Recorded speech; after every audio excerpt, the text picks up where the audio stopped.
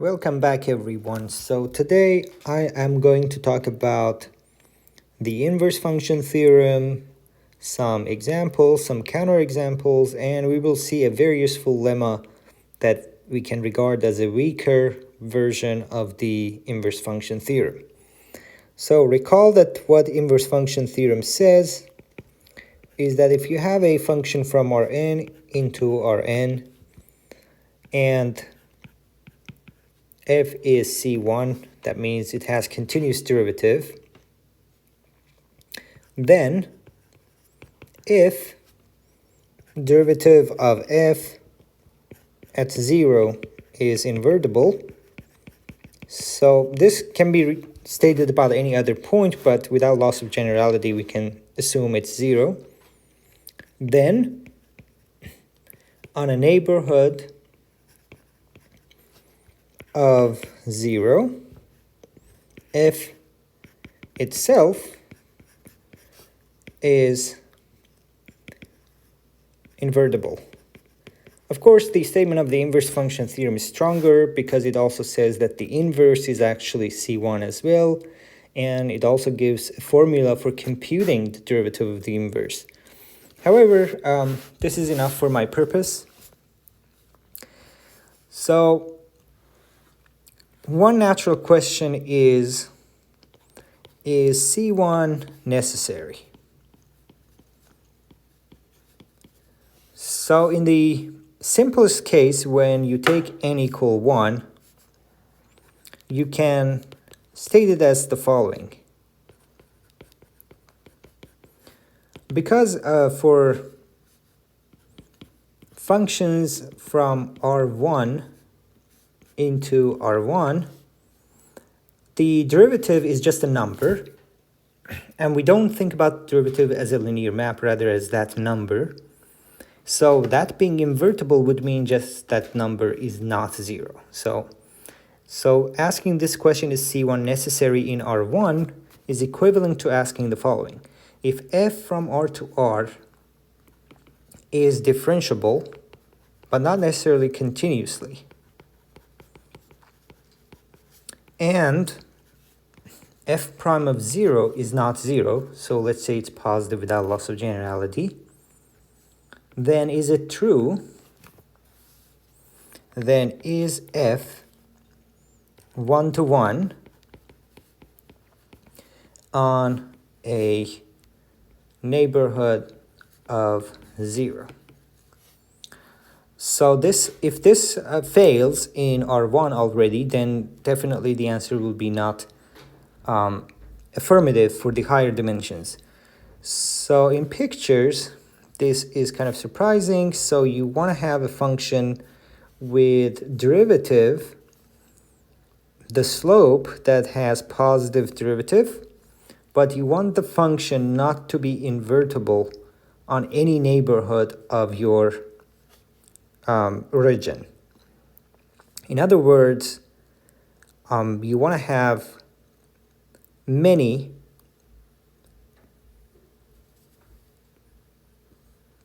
ups and downs, so that no matter how tiny a neighborhood you take, you will have some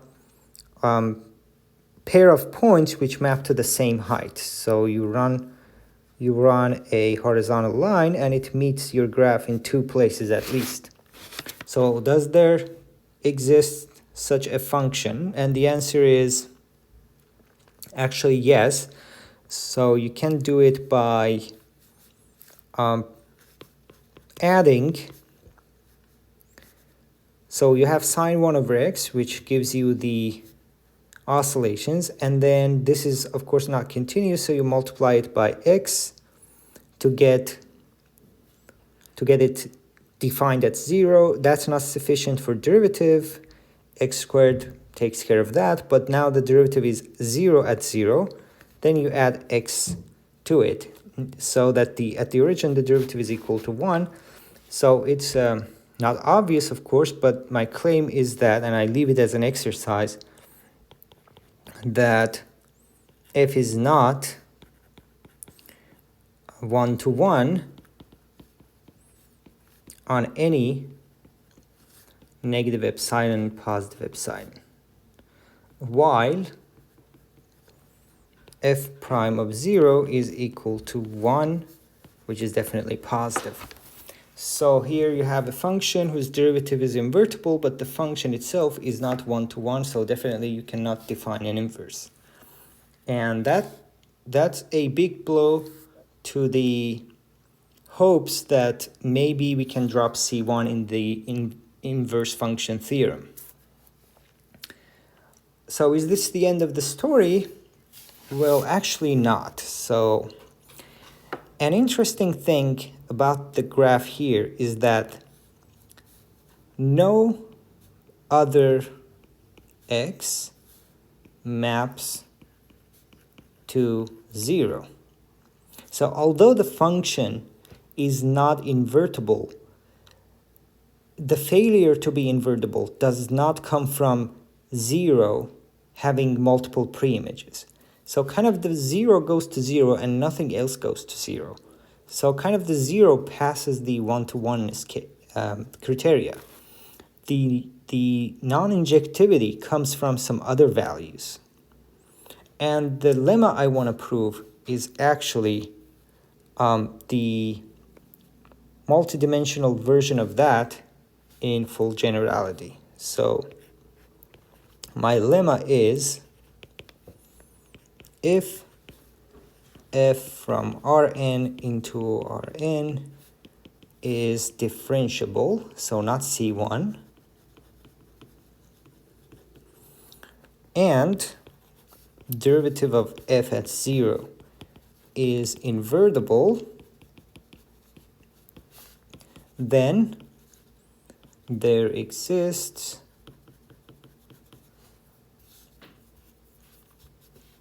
an open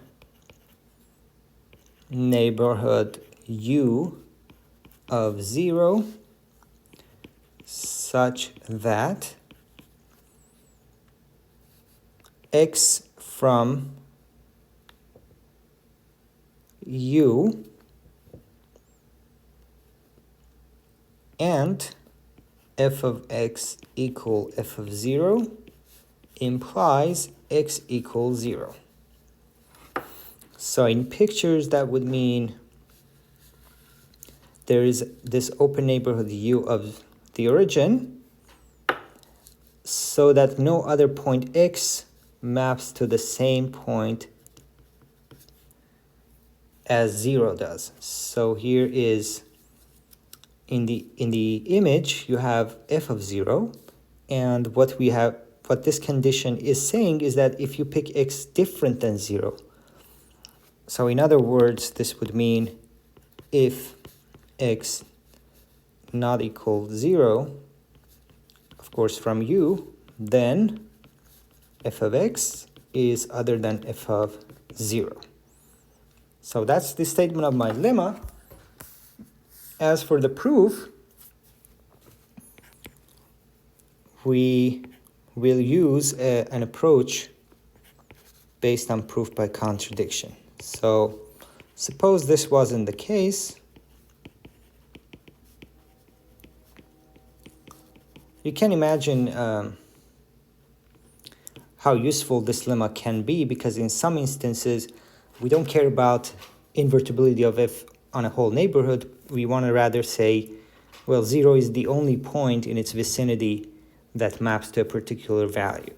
So this comes up in degree theory, for instance, and it can come up in many other instances as well. So it's just a nice lemma to have in your toolbox.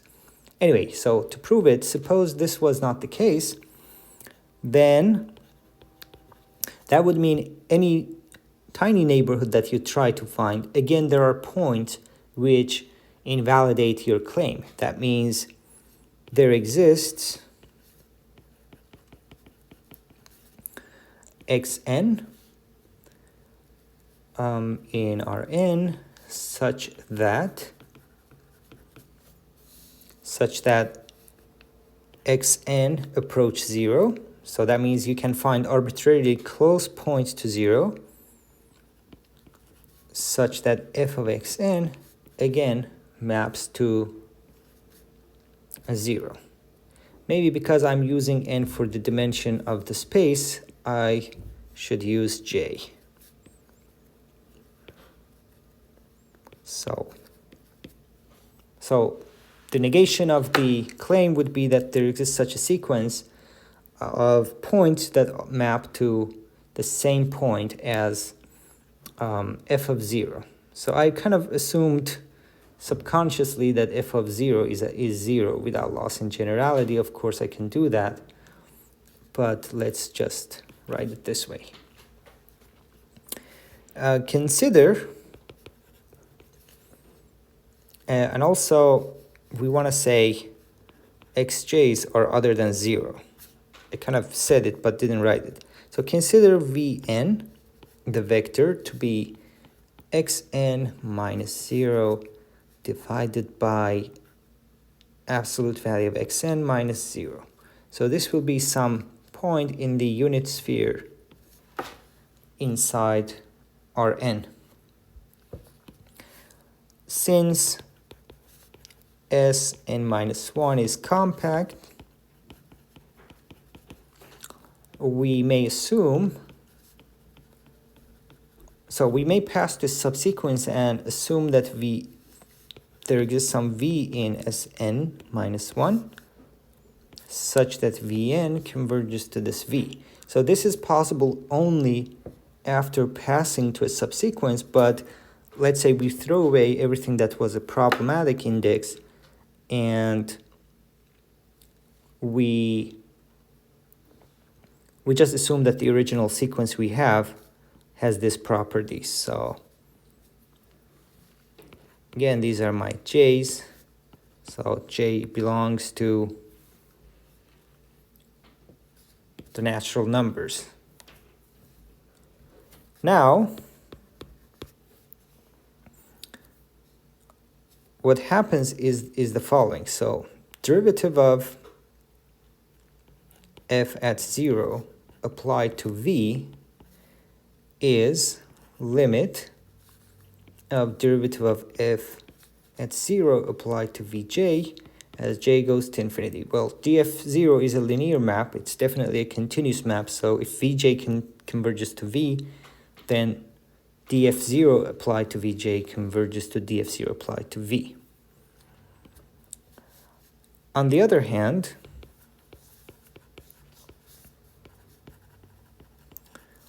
by differentiability,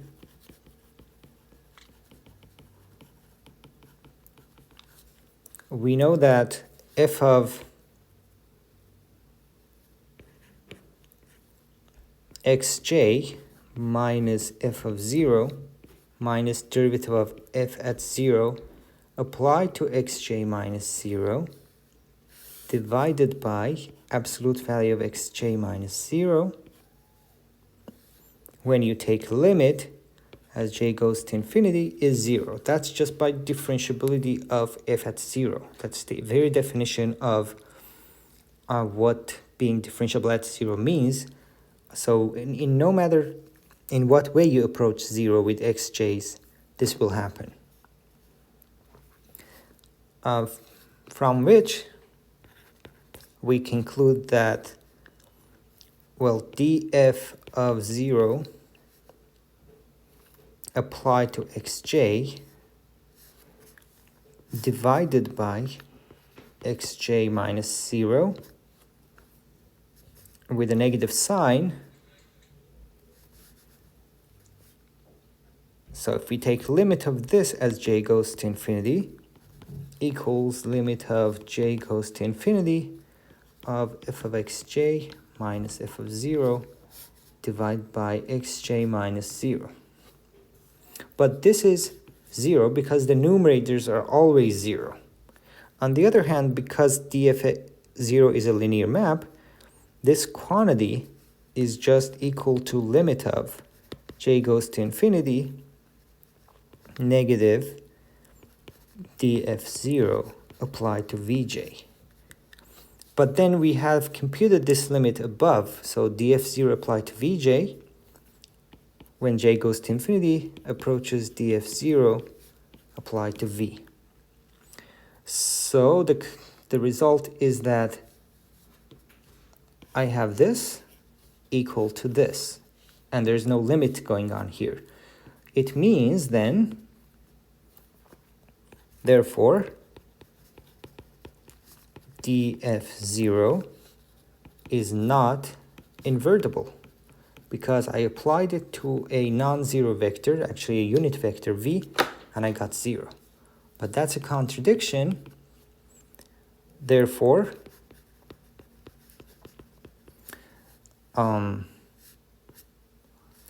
no xj sequence with f of xj equal f of 0, of course xj other than 0 exists with xj converging to 0.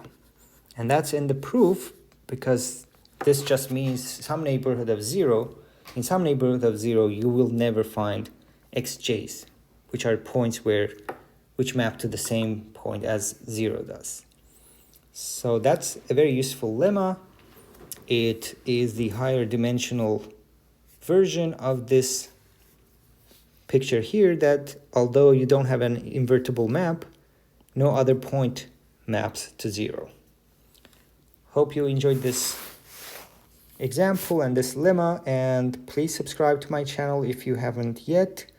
Hope to see you in a near future video.